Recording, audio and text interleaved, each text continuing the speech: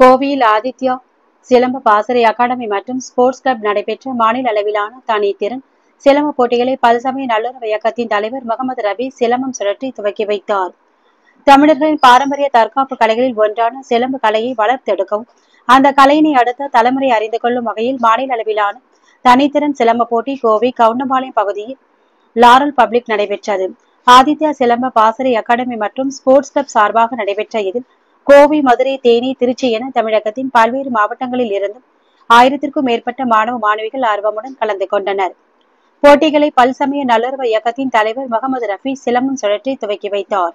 முன்னதாக அவர் பேசுகையில், தற்போது கல்வி பயில்வதோடு விளையாட்டு திறன்களையும் மாணவ மாணவிகள் வளர்த்துக் கொள்வது அவசியம் என குறிப்பிட்டார்.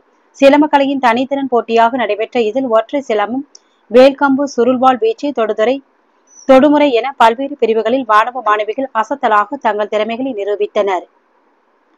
போட்டி துவக்க நிகழ்ச்சியில் ஆதித்யா சிலம்ப பாசறையின் பொதுச் செயலாளர் முத்துப்பாண்டியன், கோவை சாதிக் பல்சமய நல்லுறவு இயக்கத்தின் மாவட்ட செயலாளர் சுக்ருல்லா, பாபு, ஒருங்கிணைப்பாளர் அபு தாகிர், திமுக 33வது வட்ட கழக அவைத் தலைவர் லால் பாஷா உள்பட பலர் கலந்து கொண்டனர்.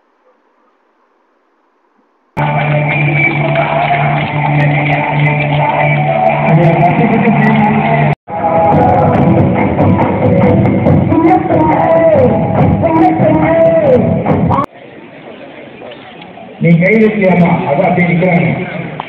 சிறப்புள்ளவர்கள் உங்களை கைதட்டுக்காக காட்டுவோம். அவர்களுக்கு நிறைய கைதட்டு வருது.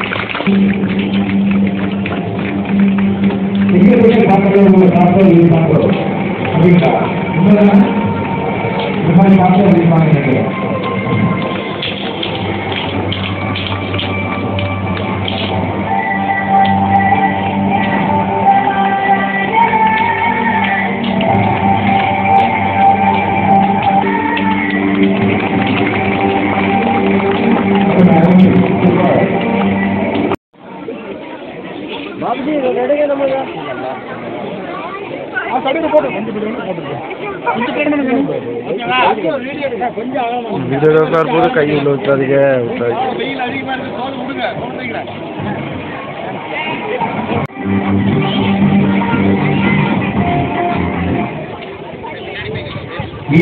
அகாடமி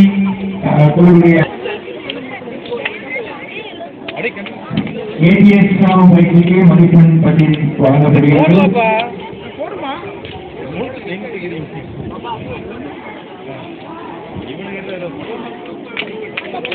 எப்போது வா